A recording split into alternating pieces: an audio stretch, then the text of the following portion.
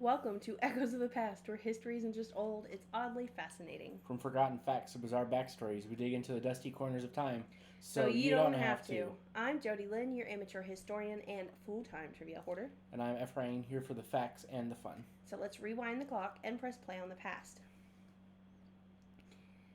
There is a particular kind of silence that only exists in the middle of the ocean. It is not quiet, it is not peaceful, it is a silence made of distance, and a silence created by the absence of witness. When you stand on land and look at the horizon, you are looking at the edge of what you can comprehend. But when you are standing on a ship, days away from any coastline, and the sky folds into the water in every direction, something shifts in the human mind. You are no longer on Earth in the way your brain understands it. You are suspended between surface and depth, between air and something ancient and crushing beneath you. And that is where people disappear. Not metaphorically, not poetically, they vanish. Ships, planes, entire crews, passengers, messages that end mid sentence, radios that crackle once and then never again, vessels found drifting with meals half eaten, coffee still warm, lifeboats still secured, and no one aboard. The ocean does not rage every time it takes something. Sometimes it is calm.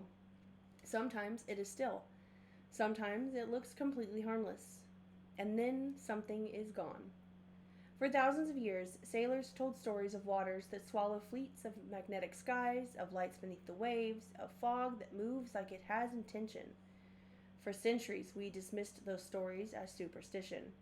Then radar was invented, then sonar, then satellites. But things kept disappearing anyway.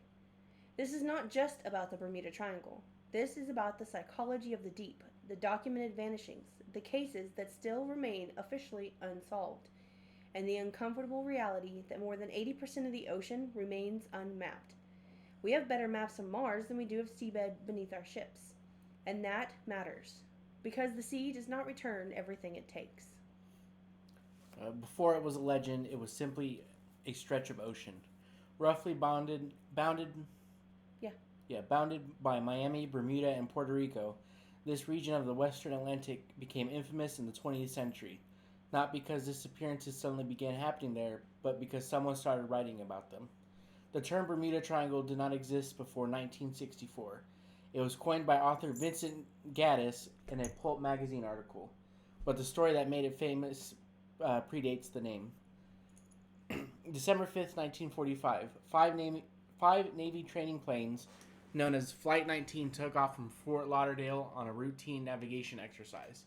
The weather was clear, the pilots were experienced, and their mission was simple: fly east, drop practice bombs, turn north, then return.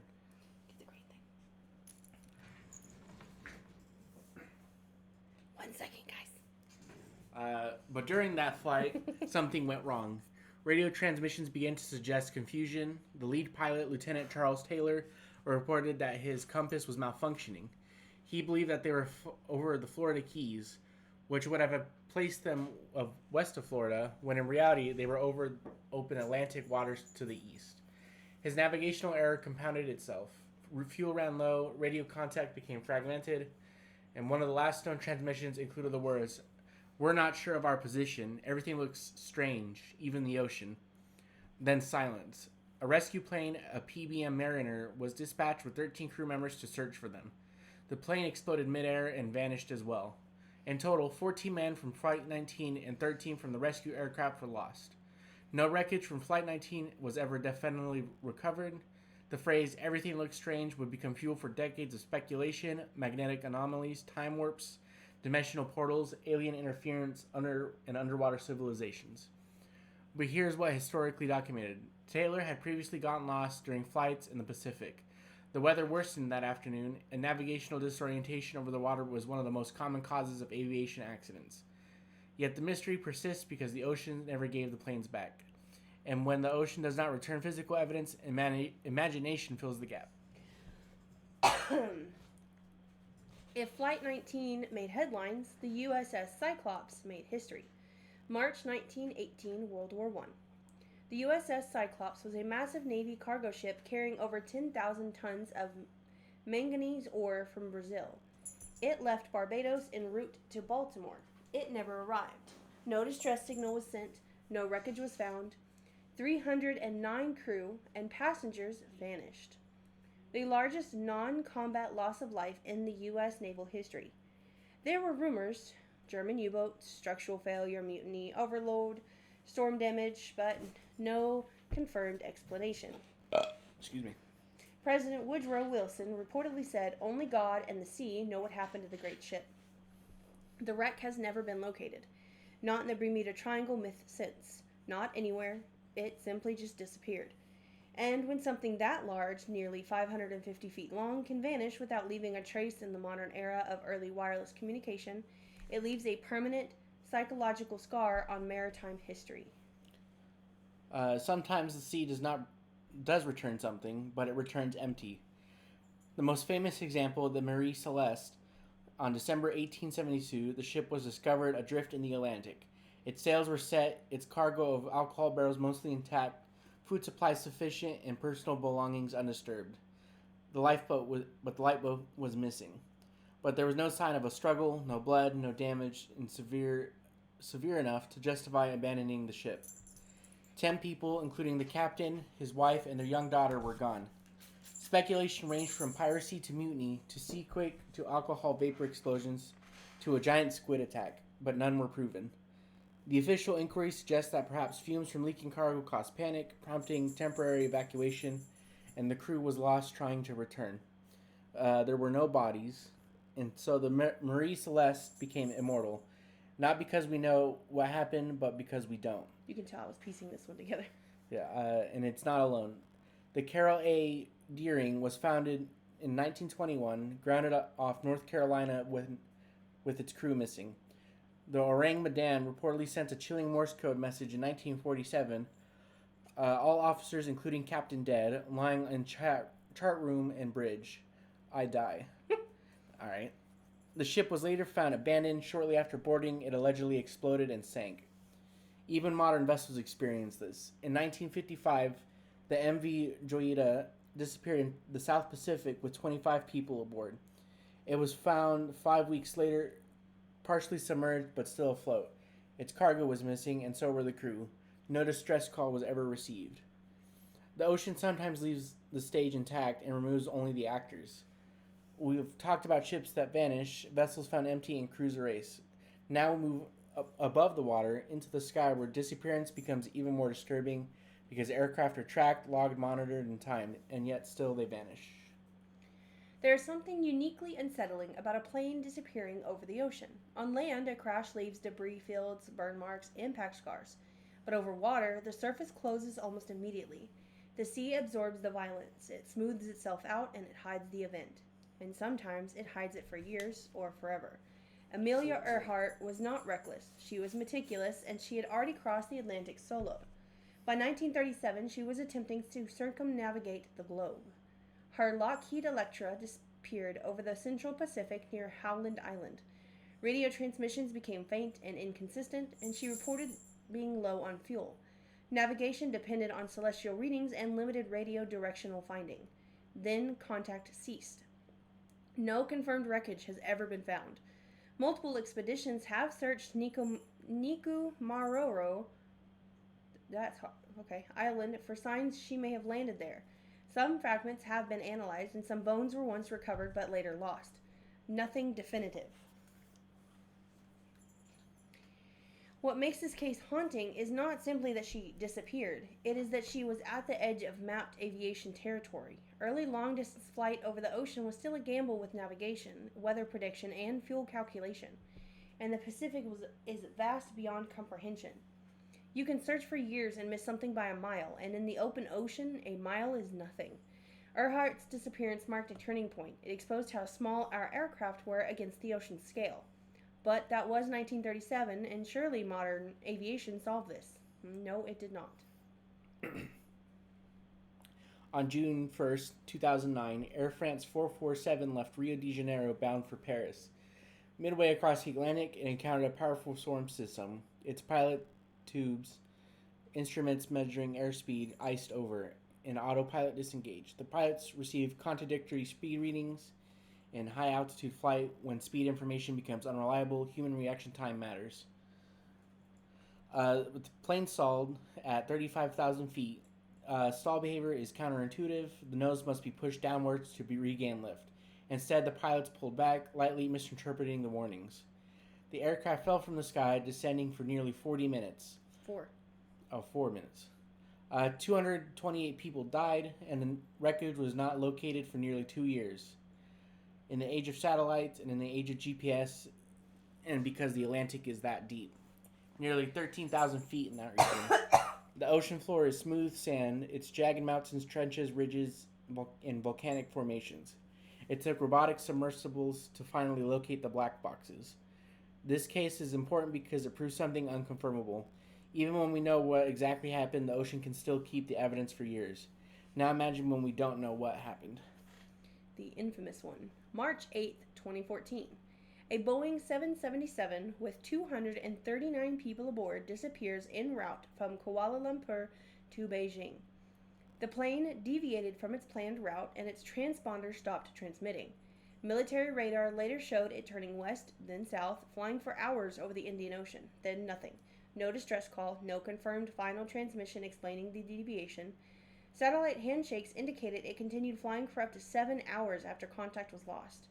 It likely ran out of fuel somewhere over the southern Indian Ocean in one of the most remote regions on Earth. The search became the largest in aviation history. Debris fragments later washed ashore on islands in the western Indian Ocean. Pieces of wing flaps confirmed to be from MH370. But the main wreckage field has never been definitively located. Think about that. A modern wide-body jetliner with 239 people, tracked by international aviation systems, lost in the 21st century. And we do not know exactly where it is. The ocean swallowed it again. And the mystery fueled speculation: pilot suicide, hijacking, electrical fire, decompression, military interception. But the most unsettling theory is often the simplest: that something went wrong and the ocean is too large for us to retrieve the answers. Real quick before I forget, there is a very big theory about this one, that the pilots were coerced by the U.S. military. Anyways, they were coerced by the U.S. military because there were a lot of people on board that the U.S. military wanted to apprehend for one reason or another, of security and safety. And so they talked the pilots into bringing them to the United States, which is why they deviated, but then turned on the pilot at the last second and shot them down instead. Really? It's apparently a very big theory on it. Huh. That and aliens, of course.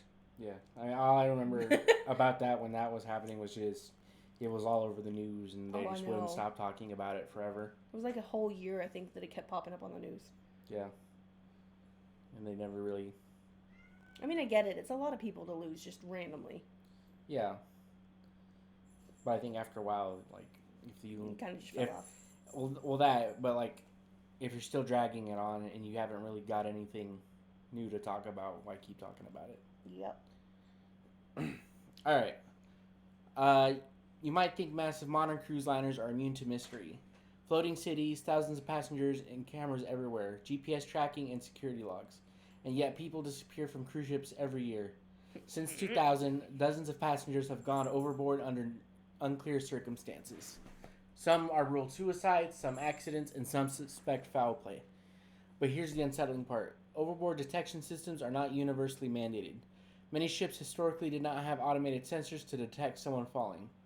If it happens at night and no one witnesses and the cameras don't capture the exact angle, a person can vanish into black water without immediate notice. And survival time in open ocean at night can be measured in minutes depending on temperature and currents. The ship continues forward, the wake smooths, and unless someone reports the missing person quickly, the search radius becomes impossibly wide. The ocean does not pause the world for an investigation, it just keeps moving. For centuries, sailors told stories of waves taller than buildings appearing without warning in calm seas. Scientists dismissed them as exaggerations until January 1st, 1995. The Dropner oil platform in the North Sea recorded a wave 84 feet high, measured by laser and indisputable. Rogue waves are now recognized as real phenomena, caused by constructive interference of wave systems, current interactions, and atmospheric conditions. They can form suddenly, they can tower above surrounding waves, and they can strike a vessel with a catastrophic force. Imagine being mid-ocean, no storm in sight, and a wall of water 3 stories high rises in front of you. Ships have been lost to them. Cargo vessels have reported shattering bridges and structural damage consistent with extreme wave impact. Before satellite monitoring and before modern hull reinforcement, how many vessels were struck and simply erased?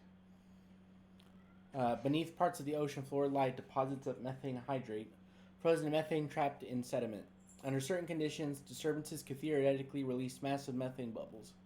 If a ship were to pass through a rapidly expanding methane plume, the density of the water could decrease significantly, reducing buoyancy.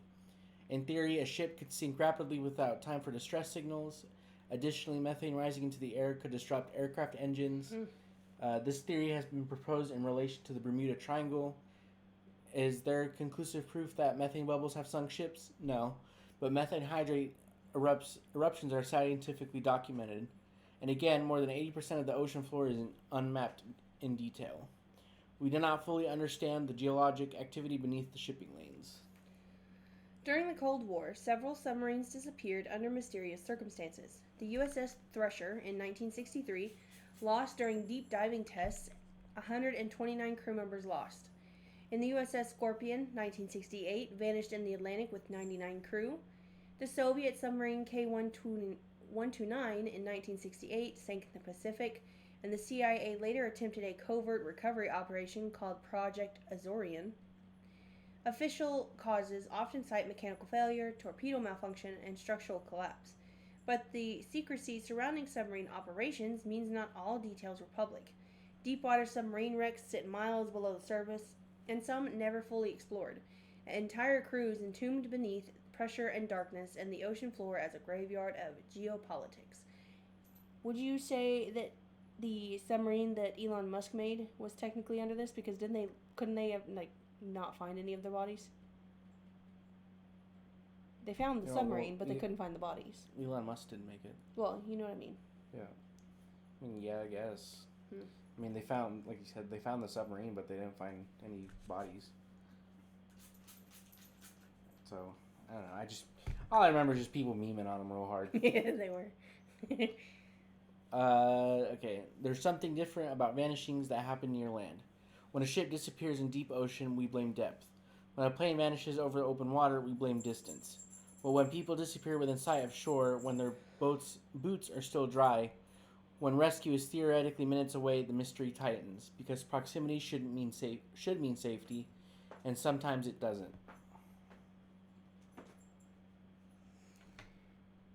December 1900. The Flannan Isles sit isolated off the northwest coast of Scotland. Harsh rock formations, constant wind, and the Atlantic swells slamming against black stone cliffs. 3 lighthouse keepers, James Ducat, Thomas Marshall, and Donald MacArthur, very Scottish names, were stationed there. On December 15th, a passing ship reported the lighthouse dark. That alone was alarming. A relief crew arrived on December 26th. The island was silent. The lighthouse door was closed, the beds were unmade, the kitchen table held uneaten food, and 1 chair was overturned. Oilskins, the heavy waterproof coats necessary for going outside in storms, were missing for 2 men, the third's coat remaining hanging inside. The clock had stopped. The logbook entries grew increasingly strange in the days before disappearance. Mentions of violent winds through the weather records from mainland stations did not indicate severe storms at the time, and notes describing one of the men are unusually quiet, another as weeping. The final entry read, "Storm ended, sea calm, God is over all." The official explanation suggested a rogue wave had swept the men from the rocks while they attempted to secure equipment. But the island's geography complicates that theory. The western landing area showed evidence of severe wave damage 200 feet above sea level, twisted railings, displaced rocks, indicating that enormous waves had indeed struck the cliffs. Yet questions remain. Why would all 3 men leave the lighthouse at once? Why was one without his coat? Why did the logbook describe storms not recorded elsewhere? The Atlantic did not take them miles offshore. It erased them from a rock surrounded by water, and their bodies were never found. The Flannan case is not alone. Throughout the 19th and early 20th centuries, lighthouse assignments were psychologically brutal. Isolation, relentless wind noise, and constant vibration from waves striking rock foundations, and prolonged separation from mainland society created measurable mental strain. There are documented cases of lighthouse keepers reporting auditory hallucinations after extended shifts. The phenomenon known as the third man factor, the sense of an unseen presence during extreme isolation, has been described by Arctic explorers, mountaineers, and solitary sailors. Excuse me. The ocean does not need to physically remove someone to distort them. Prolonged exposure to rhythmic wave impact, low-frequency infrared generated by wind across cliff faces, and constant horizon scanning can alter perception. Infrasound, particularly frequencies below 20 Hz, has been linked to feelings of dread, anxiety, and the sensation of being watched. Some researchers have speculated that certain coastal environments amplify these frequencies. Isolation magnifies them. When you combine environmental stressors with monotony and danger, the mind can become its own storm system. Not every disappearance is violent, and some psychological unravelings at the end at the cliff. The end at the edge of a cliff. Some are psychological unravelings that end at the edge of a cliff. So, I would be a lighthouse keeper. I think it'd be fun. Could you do it? Being isolated for months on end? I mean, I've kind of done it before.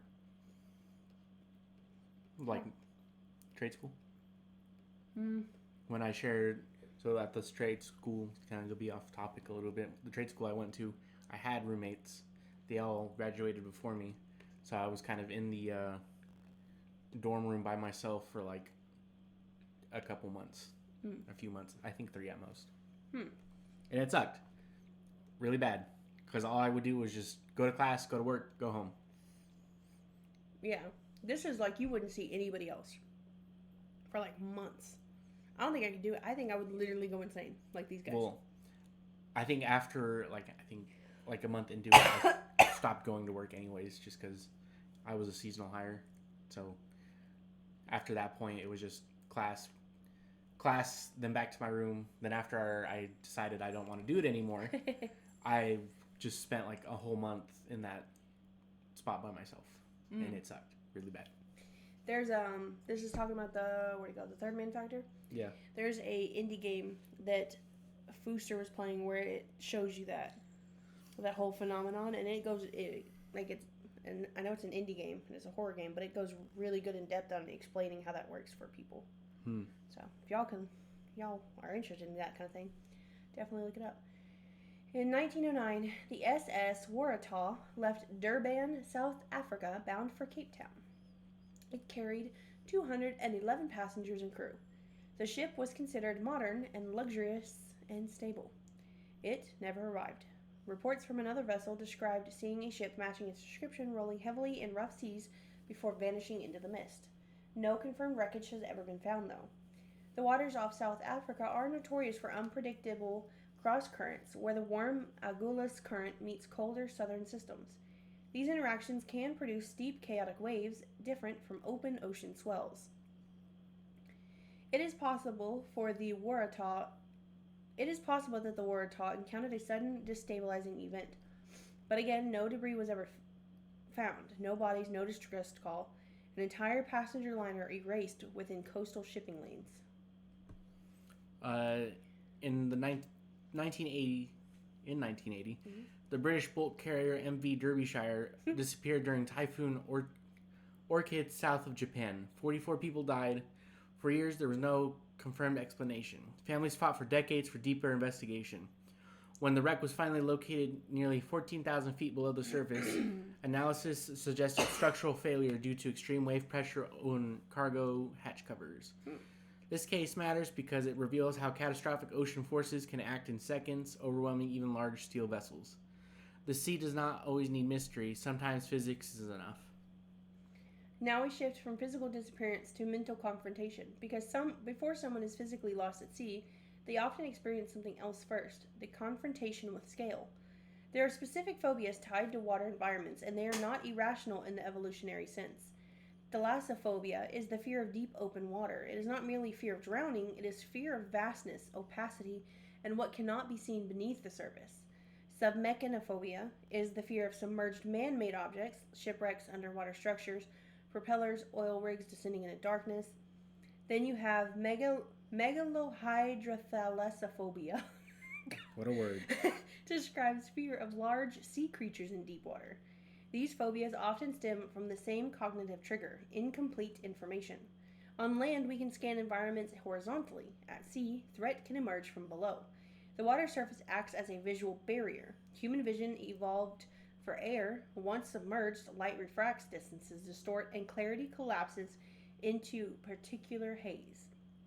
Even strong swimmers report heightened anxiety when they cannot see the ocean floor. Now imagine extended exposure.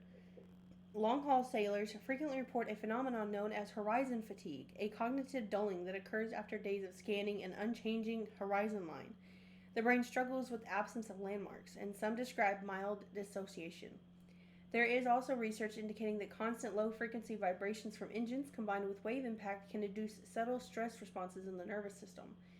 The ocean is not silent, it roars, hums, and resonates, and prolonged immersion in that sensory field can change mood, perception, even time awareness. Isolation amplifies fear responses. In open water survival situations, cognitive decline can occur within hours due to dehydration, hypothermia, and stress hormones. Many documented overboard survivors describe a surreal sensation, as if the ocean were both infinite and intimate, surrounding them entirely, removing any sense of directional orientation. The sea does not just threaten the body, it destabilizes the mind. Do you have any of those three? No. I have a little bit of the thalassophobia, but it's exactly what it says. It's the fear of not being able to see, so incomplete information. I don't know what's there. But it's only when I'm in the water. So like you've seen, I've played Subnautica. I've played games where I'm lost at sea. Those games do not bother me, but it's when I myself am in the water that I have a problem. Yeah, well, I'm sure your brain can comprehend the difference. I don't know. I can't comprehend the difference between me actually getting dead and me dying in a video game sometimes when I'm getting scared the shit out of myself, okay? You choose to play the scary game. Because it's fun. Anyway, so none of those bother you? No. All right. Real funny thing is that Fisk, which is the guy that plays with Fooster, his name is Fisk, which is Swedish for fish, and he's terrified of the water. You told me this. And I think it's funny. I think it's very ironic. All right. Humanity has processed maritime terror through narrative for centuries. Excuse me. Herman Melville's Moby Dick is not simply about a whale. It's about obsession against an incomprehensible natural force. Samuel Taylor Coleridge's The Rime of the Ancient Mariner describes a cursed voyage where the ocean becomes both a spiritual journey, or a spiritual judgment, and physical prison. In modern literature, works like Dan Simmons' The Terror, inspired by the doomed Franklin expedition, explore starvation, isolation, and Arctic maritime horror. The Franklin expedition itself, lost in 1845 while seeking the Northwest Passage, became one of history's most haunting naval disappearances. 2 ships trapped in ice, crews attempting to overland escape, bodies found later, evidence of desperation, and even cannibalism suggested by forensic analysis. The sea, frozen or liquid, becomes an antagonist, and cinema has amplified this dread. Films like The Perfect Storm dramatize the collision of meteorological forces that overwhelm fishing vessels. Open water strips down terror to its simplest form. 2 divers left drifting, surrounded by depth. That movie's a good movie. The Lighthouse explores isolation-induced psychological collapse within maritime settings. And in gaming, titles like Subnautica harness the fear of descending into alien underwater biomes where visibility drops and scale increases. Players frequently report genuine anxiety triggered by vast ocean water environments. The recurring theme is not monsters, it's exposure. Exposure to an environment that does not care whether you survive. So, there's a ton of games that have to do with the open ocean, aren't there? Yeah. And a lot of them are indie games, funny enough. So, like, for instance, like we were saying, Subnautica and like that. So, if you don't know, Subnautica, there's 3 of them now. One of them hasn't been fully released yet. But, it is basically the first one. You crash land in your little safety pod from your ship in space that decided to explode mysteriously, quote unquote. And you were dropped into this giant ocean planet It has the most terrifying beings you will ever see in it. Called, what are they called? Leviathans. Yes, thank you. I was saying megalodons in my head, and I was like, that's not right. Leviathans. And you have a PDA that will just randomly tell you, hey, there's some giant life forms here, and you can't see them until they're like right up on you. Right the fuck up on you. And there's one thing, like when you get to the edge of the playable map, the world underneath you just drops. It's gone. And this game goes very deep into the ocean. So like you could go, I think the lowest is 3,000 feet below sea level. The dead zone, which is the edge of the playable map, is like unstoppable. Like there, it just keeps going, and once you hit that dead zone, the PDA will tell you that you've hit a ecological dead zone, and then you get attacked by this giant thing that just comes popping out of the bottom of the water, or the bottom of the ocean. It's very terrifying. If this is something that you can't do, there's a lot of stranded games where these situations happen. Raft, I believe you'd consider one, right? Yeah, I think Raft is a softer version of it. yeah, Raft, you just build like your raft, and you go to like different islands trying to figure out what happened, and looking for people and whatever. That's pretty much the gist of the story that I know of. Yeah, and you have to. You can find other things, but you have to get the. You need a radio and all that jazz. I never do that. BioShock takes place under the ocean in a collapsing city, but it's not. Oh yeah, it does, doesn't it? But it's not really like the ocean part's not really the main focus. It's like the story, that's the main part, but the ocean's like the backdrop. Yeah. Dead Island, the first one. Yeah, the first one takes place on an island. And there surprise. Yeah, well, yeah. So there is the ocean around you, but it's not something that they really bring up very much. If ever. Yeah. They'll do it every now and then, but not really. Yeah. We just talked about Raft. I'm trying to find the other ones. I have a lot because they're one of my favorite kinds of games is when it deals with the ocean, because there's so many things you could do with that. Stranded Deep. Oh, you're way down here. I'm looking up here. Yeah, I'm like, no, it's not. I'm like skimming it. Yeah, Stranded Deep is the one I was talking about a second ago. Your plane crashes, surprise, surprise, in the ocean, and you're stranded with your little raft. The reason that this one hits so hard sometimes is because it does have a megalodon, which is the whole end game, and that thing will attack you out of nowhere. Like, you don't know it's coming until it's there. Yeah. And that thing is terrifying. I've gotten it one time. Sunken Land's another good one, but that one's more like Waterworld. Like, it's very vast and it's very deep, and it's got a lot of man-made structures. So that one hits more on the what is it called? The underwater structure thing. Yeah, the submechanic phobia. So that one hits more on that, where it's our items, our giant skyscrapers. Skyscrapers and police stations and cars just all under the water, and it has moments where it's terrifying. Yeah. Just because of that alone, and it makes you really on edge because you have no idea what's going to come up like right around the corner, essentially. Yeah, and then there's also Sea of Thieves. Since you're on a pirate ship. Yeah, but there's a lot of islands very close to each other, so you don't really get the vastness of the ocean.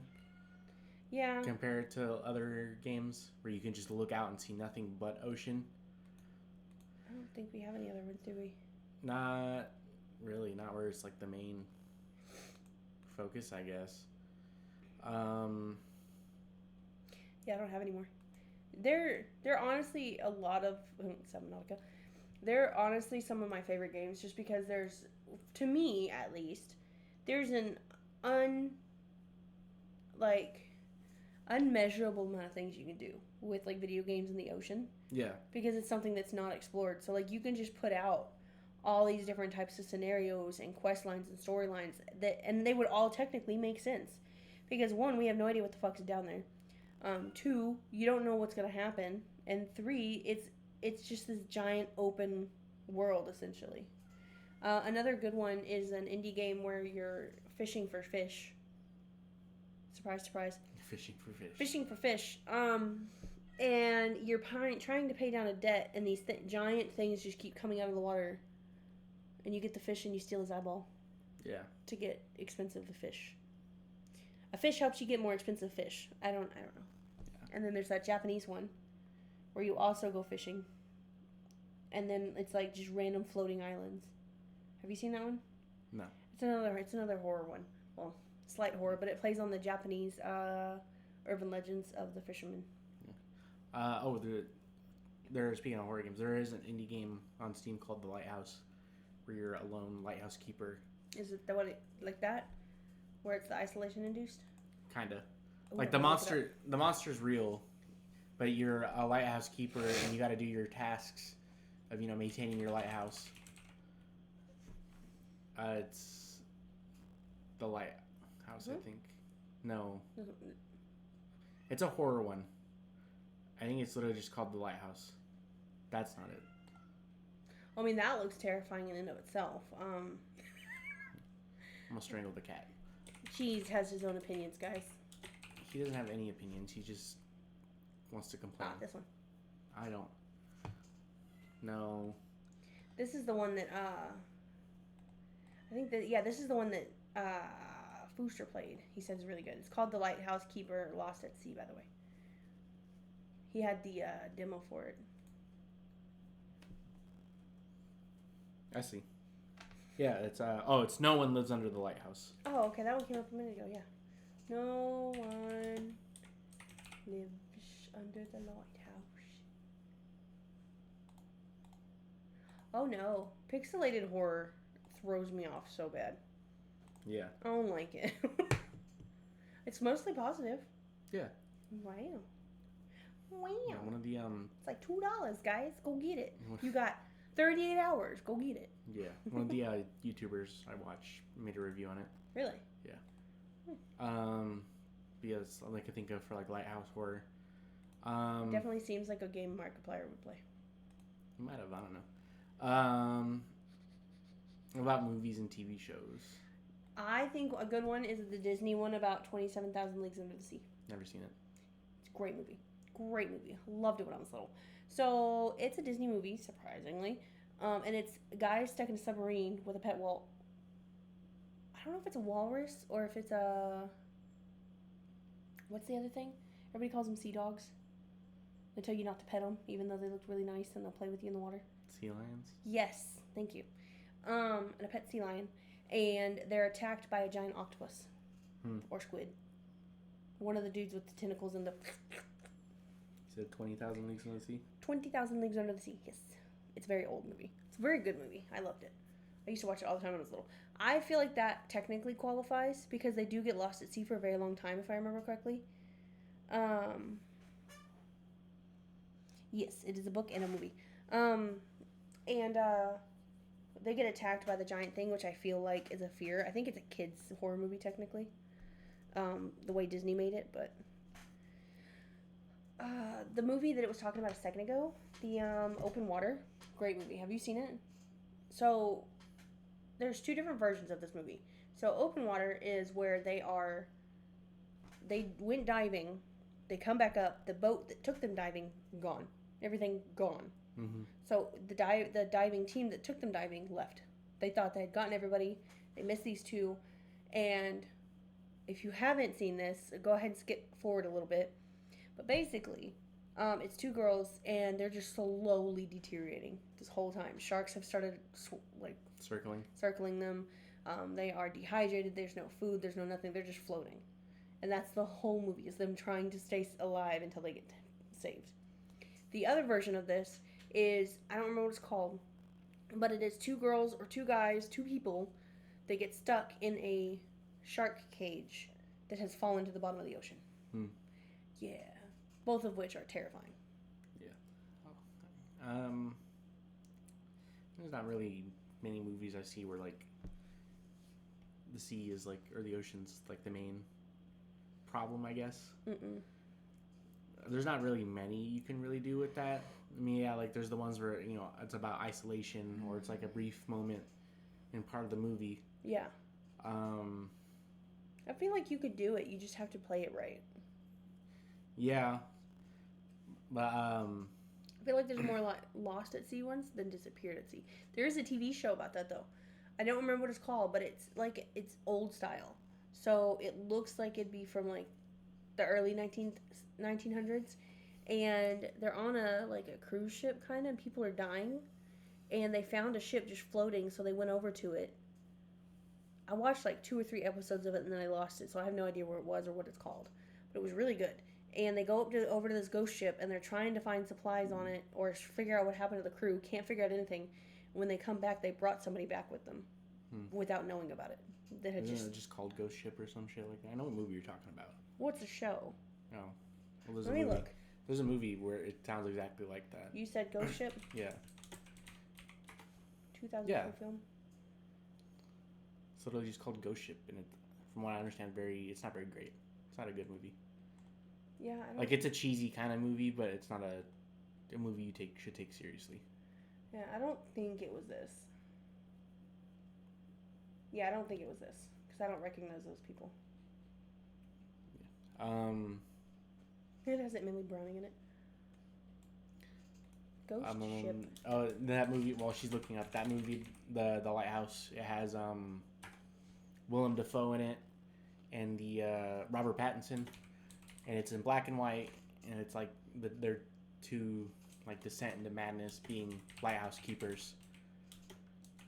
I've never seen it, but I heard it's a good movie, and it's the same director who did Nosferatu. But it's a good movie, so I've heard. Say again? What's it called? What, the one that I was talking about? The Lighthouse, or whatever it's called? Yes. Making sure. I zoned out halfway through that because I was trying to find that, so I was making sure I was understanding. Okay, so the movie I was talking about is called 1899. That was close, early 1900s. And it's on Netflix. It's a very good show. It's real fucking weird. It's kind of hard to follow at first, but it's real good. Yeah. I need to start watching it again. I can't think of any other ones. There's a movie, I don't know what it's called, but about a lady who gets locked in a shipping container, and she's pregnant, and the shipping container gets dropped at sea, and she's just floating around in it, trying to get out. But I feel like that's more isolation. And then and then you also got like the Pirate of the Caribbean movies, where it has like that supernatural aspect to it. Yeah. With like Davy Jones, the ghost pirates, in like the 5th or 6th movie. How many movies are there? There's a lot. There's At World. There's At World's End, or there's the first one, Curse of the Black Pearl. Pirate. I don't remember what the second one's called. Yeah, Dead Man's Chest. 1, 2, 3, 4, 5. Apparently there's At World's End, I thought there were like 7. The one with Blackbeard in it, and Dead Men Tell No Tale. Well, they were talking about making a new one after Johnny Depp had his whole... That's why I thought there was thing with yeah. Amber And they said Heard. that they wouldn't do it because he was in it. Yeah, but they also, I think, recently said that they would, because Johnny Depp was proven innocent. I don't think they should, anyways. After the third movie, the movies kind of just degrade. They do. And they're not that great.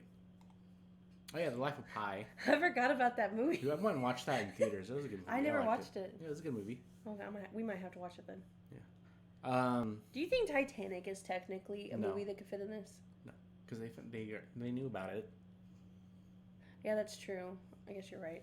They went and rescued whoever they can. They went back, or after, forever ago, like.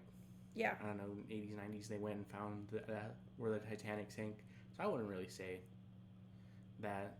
And besides, it was more about Leonardo DiCaprio's character fucking that redhead. They were bang buddies. Yeah. Butt buddies. Whatever. Okay, so I know it's a little off topic, kind of, but we were talking about lighthouses and lighthouse keepers.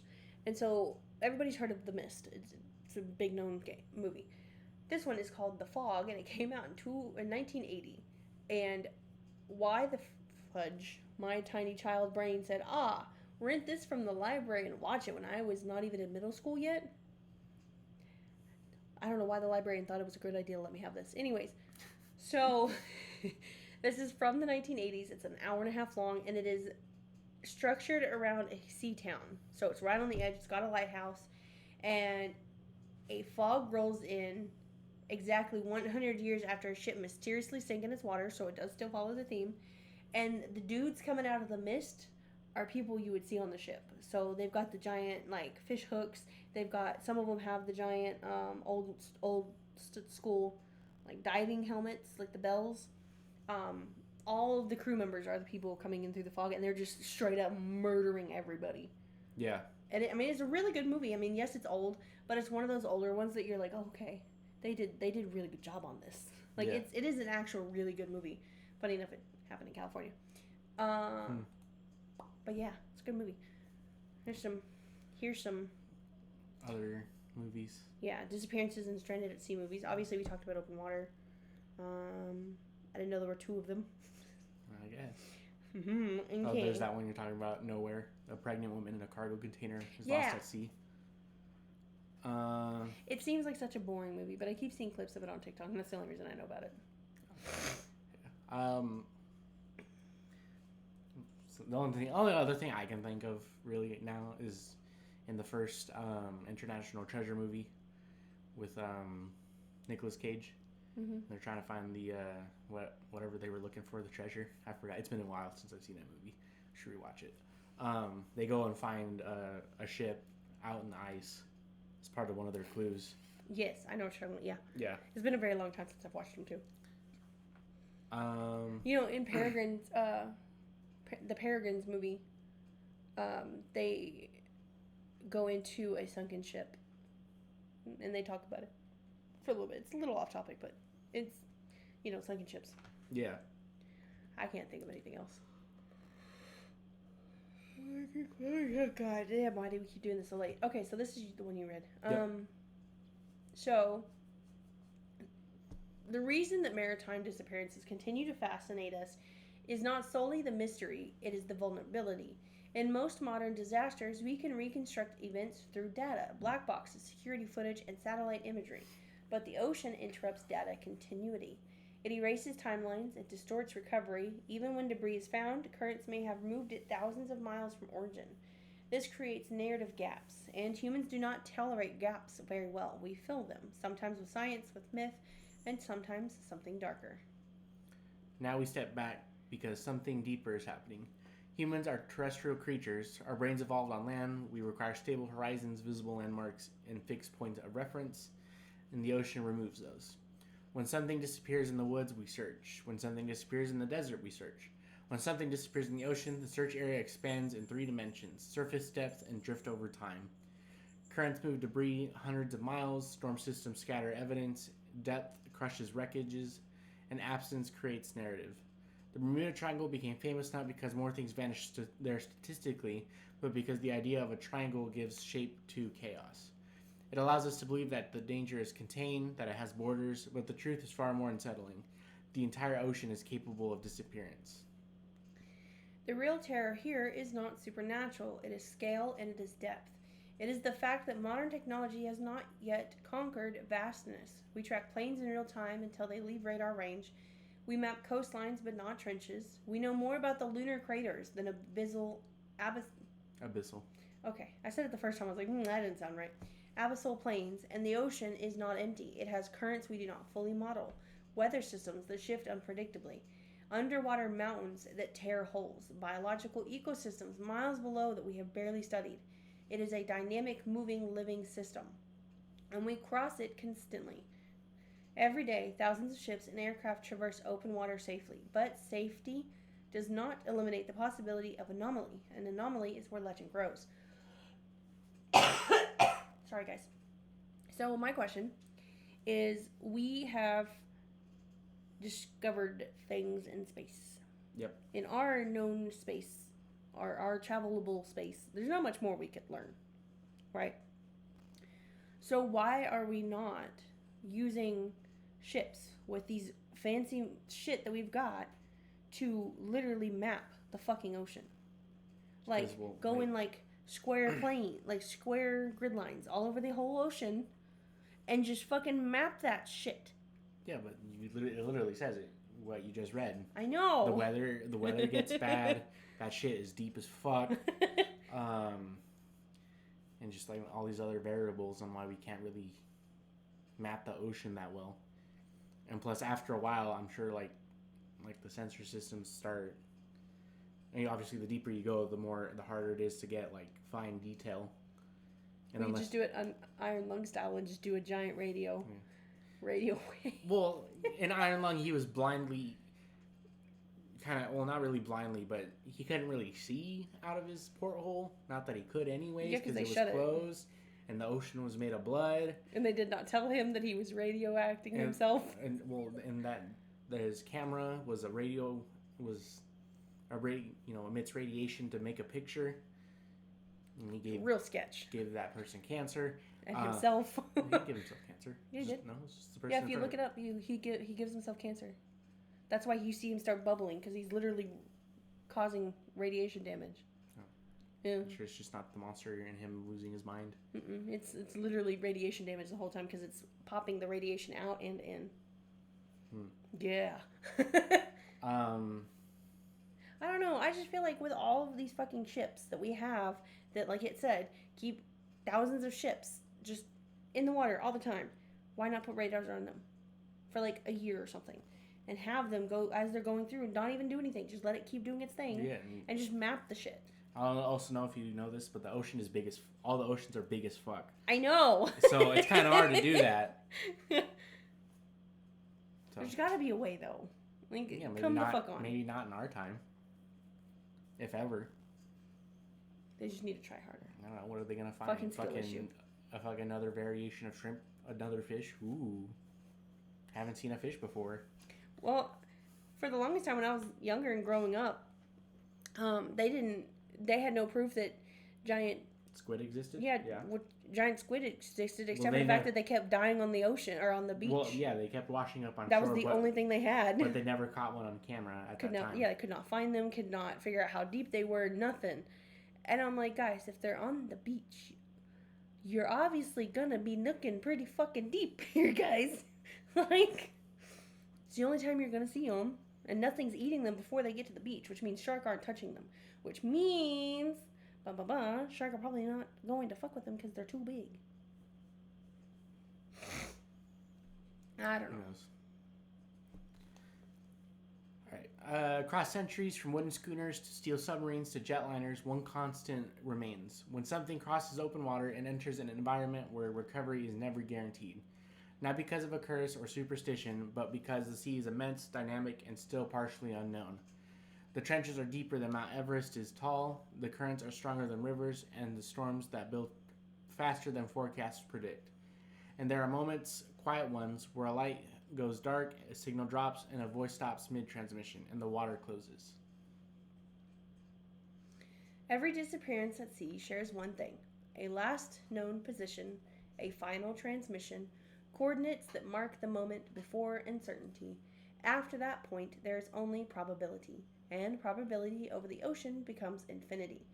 When you look at satellite images of Earth, you see a blue planet, 71% water. We do not rule this world, we navigate its surface barely. The ocean is not malicious, it is not cursed, it is not supernatural, but it is ancient and it is patient. And when it takes something beyond sight of land, beyond the reach of immediate recovery, it reminds us of something deeply human. We are still small. We are still fragile. And there are places on this planet where disappearance is not dramatic. It is quiet. It is complete. And sometimes it is never explained. Thanks for wandering through history with us on Echoes of the Past. If you liked what you heard, subscribe, rate us, and tell that one friend who still quotes fun facts at parties. And remember, history may repeat itself, but we promise not to. See you in the next Echo.